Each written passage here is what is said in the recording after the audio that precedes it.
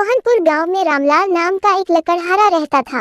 वो अपनी जीविका चलाने के लिए गांव के पास के ही जंगल से रोज लकड़ियां चुनता और उन्हें बेचकर कुछ पैसे कमा लेता था। इसी तरह उसका गुजारा चल रहा था। कुछ दिनों के बाद रामलाल की शादी हो गई। उसकी पत्नी बड़ी खर्चीली थी, इसलिए अब उतनी लकड़ियों को बेचकर घर चलाना मुश्किल हो गया था। ऊपर से रामलाल की पत्नी कभी नए कपड़े खरीदने के लिए तो कभी किसी दूसरी चीजों के लिए रामलाल से बार बार पैसे मांगती थी। अगर पैसे न मिले तो रूठ जाती।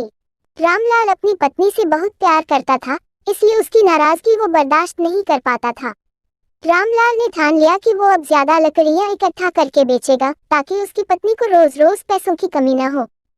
पत्नी की इच्छा पूरी करने के लिए आज रामलाल घने जंगल तक चला गया और बहुत सारी लकड़ियां चुनकर बाजार में बेच दी। ज्यादा लकड़ियों के ज्यादा पैसे मिले तो खुश होकर रामलाल ने सारे पैसे अपनी पत्नी को दे दिए। अब रोज रामलाल ऐसा ही करने लगा।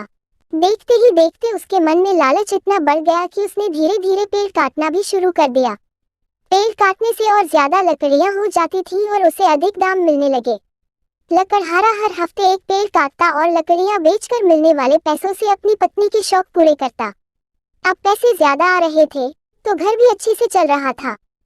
धीरे धीरे रामलाल ने पैसों को जुए में लगाना शुरू कर दिया।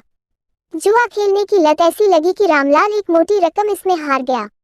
अब इस रकम को चुकाने के लिए रामलाल ने एक दो मोटे मोटे पेड़ काटने का फैसला लिया। जैसे ही रामलाल ने जंगल में जाकर अपनी कुल्हाड़ी को एक बड़े से पेड़ पर चलाने की कोशिश की तो उस पर पेड़ की टहनी ने हमला कर दिया। रामलाल चौंक गया, फिर उसे पेड़ की एक टहनी ने लपेट लिया। रामलाल कुछ समझ नहीं पाया कि यह सब क्या हो रहा है।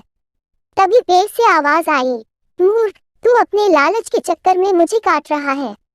तू सारे पैसे जुए में लुटा देता है और फिर पैसे लौटाने के लिए पेड़ काटने आ जाता है। तुझे पता है कि पेड़ कितने कीमती होते हैं। हमारे अंदर भी जान बसती है और हम तुम इंसानों को जीने के लिए हवा, धूप में छाया और भूख को शांत करने के लिए फल देते हैं, लेकिन तू अपने स्वार्थ के लिए हमें ही काट रहा है। पेड़ ने कहा, आज तू रुक, यही कुल्हाड़ी मैं अब तेरे ऊपर चलाऊंगी। पेड़ की टहनी कुल्हाड़ी से रामलाल पर वार करने ही वाली थी कि वह गिड़गिड़ाने लगा। उसने माफी मांगते हुए कहा, मुझसे गलती हुई है, लेकिन मुझे सुधरने का एक मौका दो। अगर आप मुझे मार दोगे तो मेरी पत्नी का क्या होगा? वो अकेली पड़ जाएगी। आज से मैं किसी पेड़ को नहीं काटूंगा, यह प्रण लेता हूँ। यह सब सुनकर पेड़ को रामलाल के ऊपर दया आ गई। उसने रामलाल को छोड़ दिया। छूटते ही रामलाल भागकर अपने घर गया और पैसों के लालच में न आने का संकल्प ले लिया। कहानी से सीख, लालच में आकर पर्यावरण के साथ खिलवाड़ नहीं करना चाहिए। हमें ऑक्सीजन पेड़ से ही मिलती है, इन्हें काटकर हम खुद अपने जीवन में संकट को ला रहे हैं।